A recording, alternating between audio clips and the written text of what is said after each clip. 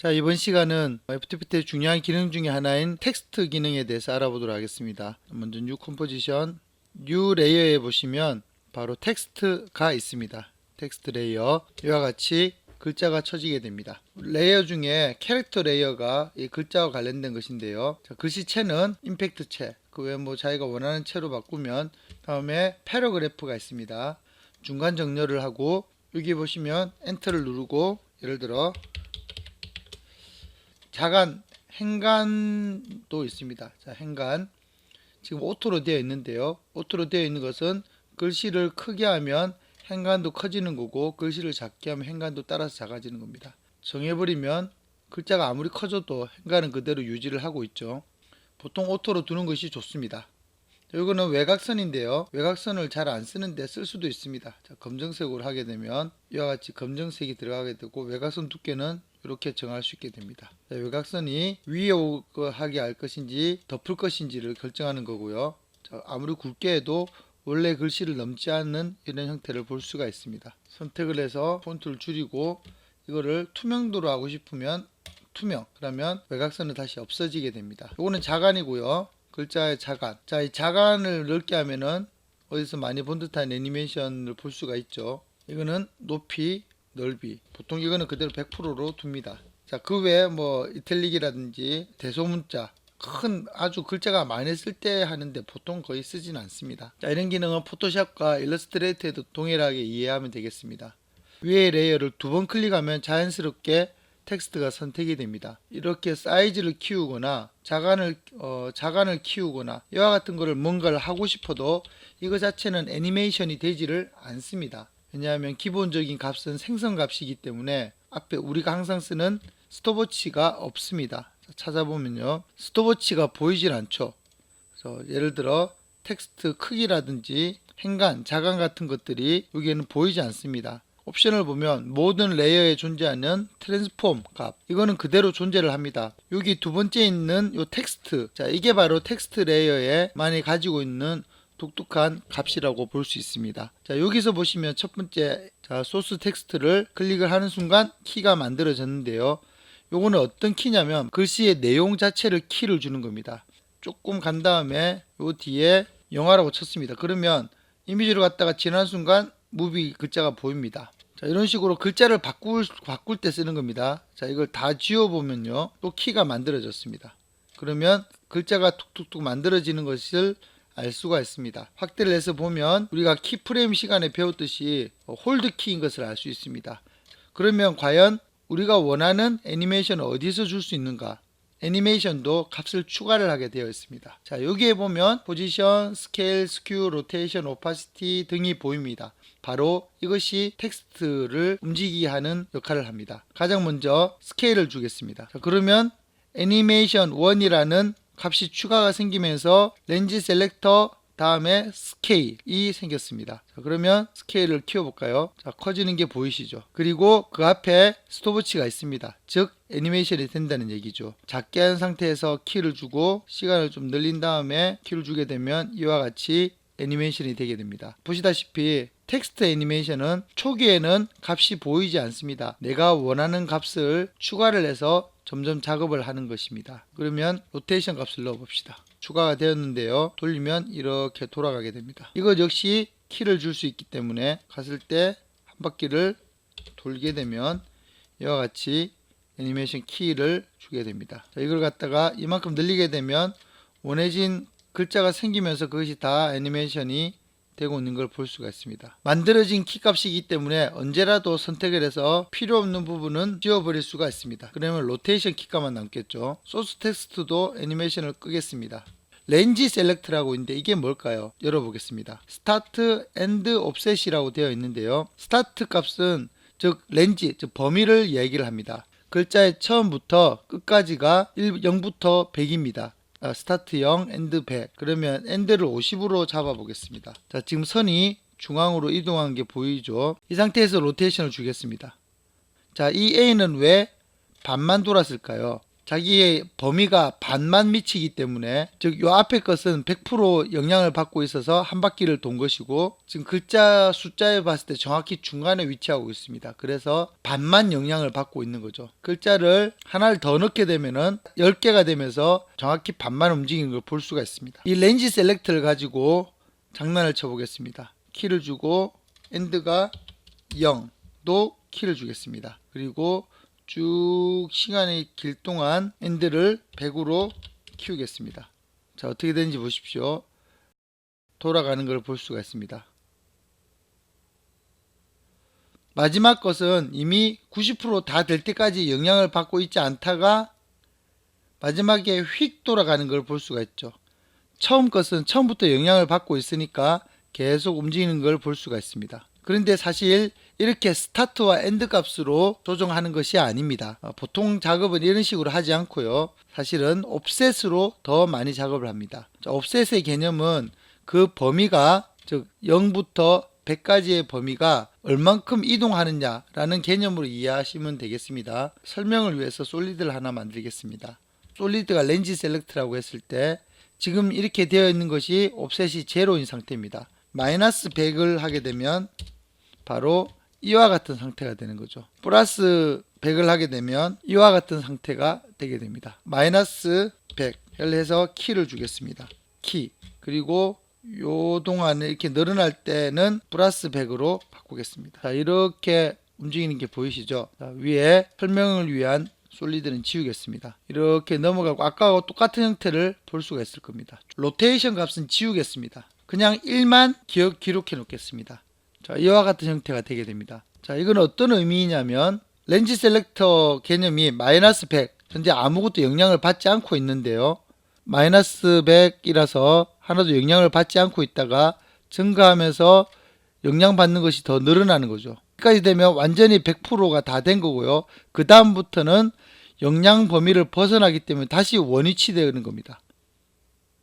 이와 같은 솔리드가 있다면 이렇게 이해를 하면 되겠습니다. 자, 이런 식으로 지금 렌지 셀렉터가 지나가고 있는 거죠. 지나간 다음에 이걸 벗어났을 때 다시 원위치 되는 것을 방지하기 위해서는 텍스트 밑에 애니메이션 1 밑에 렌지 셀렉터 밑에, 자, 이 어드밴스 밑에 보면 쉐입이라고 있는데요. 이 쉐입이 뭐냐면 제가 가상으로 그림을 그려놓은 이 범위, 이 렌지 셀렉터의 모양을 얘기하는 겁니다. 스퀘어, 네모, 지금처럼 딱 네모인 형태죠. 스무스, 자, 부드럽게 시작해서 부드럽게 넘어가는 형태. 움직임이 다른 걸 볼 수가 있죠. 라운드는 스무스보다 조금 더 빠릅니다. 근데 느낌은 훨씬 더 대롱대롱 하는 느낌으로 되네요. 트라이앵글, 조금 더 느낌이 또 다르죠. 자, 그러면 램프업과 램프 다운이 뭘까요? 이게 사실 제일 많이 쓰는 건데요. 램프 업, 그냥 한 바퀴 돌고 끝납니다. 자, 이게 우리가 바로 원했던 거죠. 지나간 다음에 이게 계속 남아 있는 거죠. 램프 다운은요, 자, 반대로 돌게 됩니다. 다시 한번 말씀드리지만 스퀘어는 딱딱하고 스무스는 부드럽고 좀 더 트라이앵글과 라운드는 좀 더 대롱대롱한 느낌이 나고요. 램프 업과 램프 다운으로 내가 원하는 움직임을 줄 수 있습니다. 그리고 이거는 오로지 옵셋 애니메이션만 줬죠. 옵셋 애니메이션만 줬고 실제로 로테이션 값은 1 하나만 준 겁니다. 값을 준 것도 아니고 그냥 정의만 내린 거죠. 그래서 렌지 셀렉터가 지나가는 순간 한 바퀴는 끝나는 거죠. 이해하기 위해서 만들었던 화이트 솔리드는 지우겠습니다. 애니메이션 안에서 현재 로테이션 값 하나만 줬죠. 그러면 한번 우리가 새로 추가를 해 보겠습니다. 오파시티를 지우겠습니다. 플레이하면 사라지게 됩니다. 램프 업, 없는 상태에서 글자가 나타나게 됩니다. 로테이션과 오파시티에서는 실제로 키를 주지는 않았습니다. 그냥 투명도만 주게 되면 그 다음에 모든 애니메이션은 옵셋 하나만 가지고 다 애니메이션이 되고 있습니다. 또 해볼까요? 블러. 자, 블러도 많이 줘 보겠습니다. 나타나면서 이렇게 글자가 보이네요. 렌지 셀렉터를 램프 다운으로 해보겠습니다. 그러면 사라지면서 블러도 먹고 이렇게 글자가 사라지는 것처럼 되죠. 텍스트 애니메이션 기본인 렌지 셀렉터 개념을 알아봤습니다. 글자 밑을 향해서 도니까 좀 예쁘지 않고 중간을 향해서 중간을 기준으로 돌고 싶다. 자, 그럴 때 있는 것이 바로 more 옵션입니다. more 옵션은 글자의 위치를 갖다가 나타내는데요. 그룹핑 얼라이먼트라는 이렇게 뒤에 숫자를 움직이게 되면 X표가 올라가는 게 보일 겁니다. 이게 바로 글자의 중심축입니다. 자, 이제 애니메이션을 주겠습니다. 중간에서 사라지는 걸 볼 수가 있죠. 얼라이먼트 밑쪽으로 내리면 어떻게 될까요? 또 퐁퐁퐁 돌면서 이와 같이 사라지게 됩니다. 또 하나의 옵션은 캐릭터, 워드, 라인, 올 이렇게 되어 있는데요. 글자를 한번 쳐보겠습니다. 이렇게 해서 움직여보면 하나 사라지고 두 까지 사라지고, 렌즈 셀렉트로만 애니메이션을 주기 때문에 두 줄, 세 줄이 되면은 거기에 맞춰서 렌즈 셀렉트도 두 줄, 세 줄을 그대로 다 인식을 하게 됩니다. 앵커 포인트, 즉 이 돌아가는 점 중심을 캐릭터, 글자 하나하나의 중심으로 할 것인지, 라인으로 하면 어떻게 될까요? 라인으로 하게 되면 자, 이런 식으로 될 것이고, 워드로 하면은 밑에 이미지와 무비는 따로 사라지게 되겠죠. 마지막으로 올, 자, 중간을 향해서 사라지게 됩니다. 자, 필 앤 스트로크는 요가 같은 거 개념입니다. 인터 캐릭터 블렌딩은 글자와 글자가 겹칠 때 어떻게 반응할 것인지입니다. 노멀로 되어 있는 것을 자, add 값을 하게 되면 글자가 겹칠 때 더 밝은 형태를 보이게 됩니다. 색깔을 회색으로 바꿔 보겠습니다. add 블렌딩을 하게 되면 확실히 티가 나죠. 글자가 합쳐지는 부분이 더 밝게 보입니다. 자, 컬러는 오히려 어두워지게 되고요.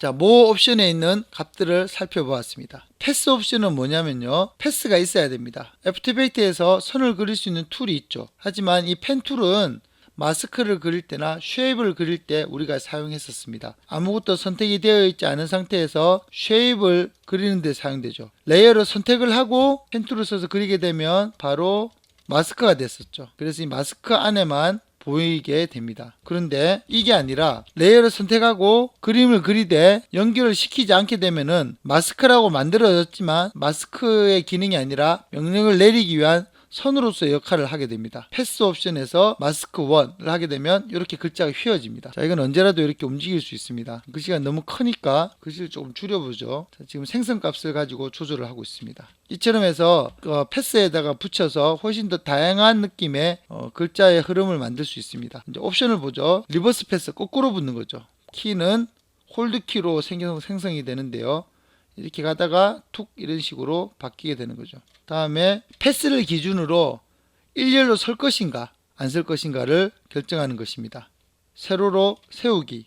포스 얼라이먼트는 글자가 많을 때 유리하겠죠. 글자가 작으면 이같이 공간이 비게 됩니다. 다음에 퍼스트 마진, 첫 번째 거리를 조절하는 것입니다. 자, 마진을 줄이게 되면 이렇게 되고요. 엔드 마진, 엔드 마진으로 조절하게 되면 이와 같이 됩니다. 포스 얼라이먼트를 오프 시키게 되면 그냥 이렇게 흐르는 듯한 애니메이션도 만들 수 있습니다.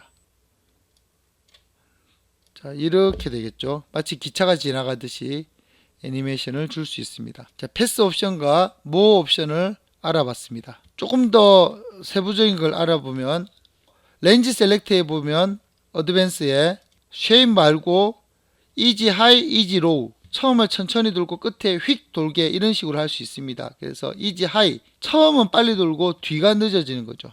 반대로 이지 로우를 올리게 되면요, 천천히 돌다가 뒤가 휙 사라지는 그런 흐름이 됩니다.